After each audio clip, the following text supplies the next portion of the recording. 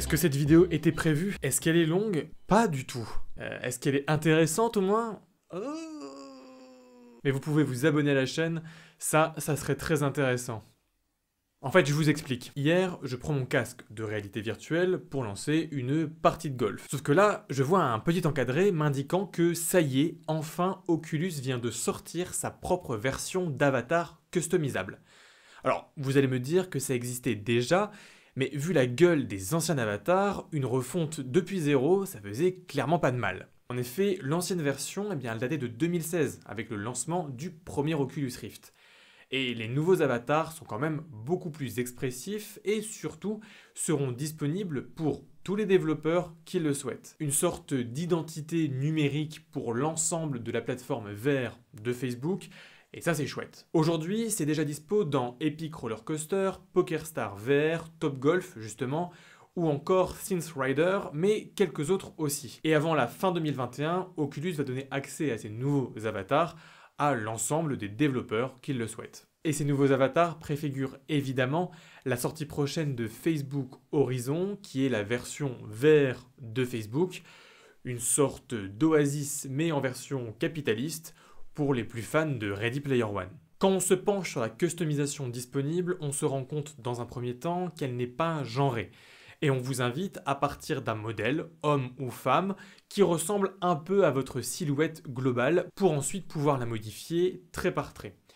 Corps, teinte de la peau, cheveux, forme du visage, marques sur le visage, les yeux, les sourcils, les cils, la barbe, les lunettes, les vêtements ou encore des accessoires, Facebook nous donne ici énormément d'options de customisation. Un choix suffisant pour faire un personnage qui vous ressemble.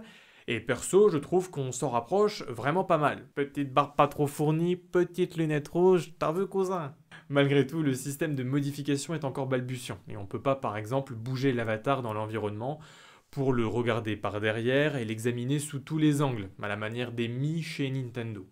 De nombreuses options apparaissent en chargement infini, ce qui nous informe peut-être de probables ajouts futurs. Mais pour moi, le plus gros problème, c'est d'avoir implémenté des vêtements combinaisons, où on est obligé de sélectionner un ensemble de vêtements sans avoir la possibilité de changer les combinaisons. Un pull avec une jupe ou un t-shirt jaune avec tel jean. Non, ici c'est dommage et ça castre énormément les possibilités de customisation.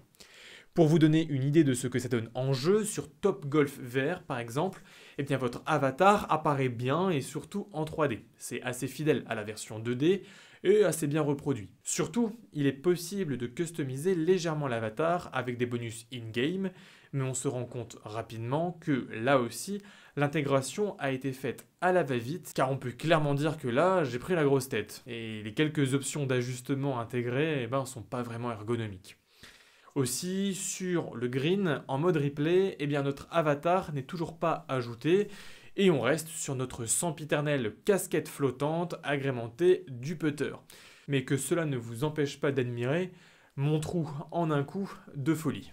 Bon voilà, c'en est tout pour cette vidéo qui est assez courte, je le sais, mais elle permet au moins de voir vers quoi Facebook essaye de tendre en VR et surtout votre future tête qui sera incorporée dans Facebook Horizon. D'ailleurs, si vous voulez m'ajouter sur la plateforme Oculus, n'hésitez pas, @discoverdose, vous pouvez m'ajouter, on pourra même se faire des parties ensemble. Et en attendant la prochaine vidéo, je vous dis prenez soin de vous et restez curieux.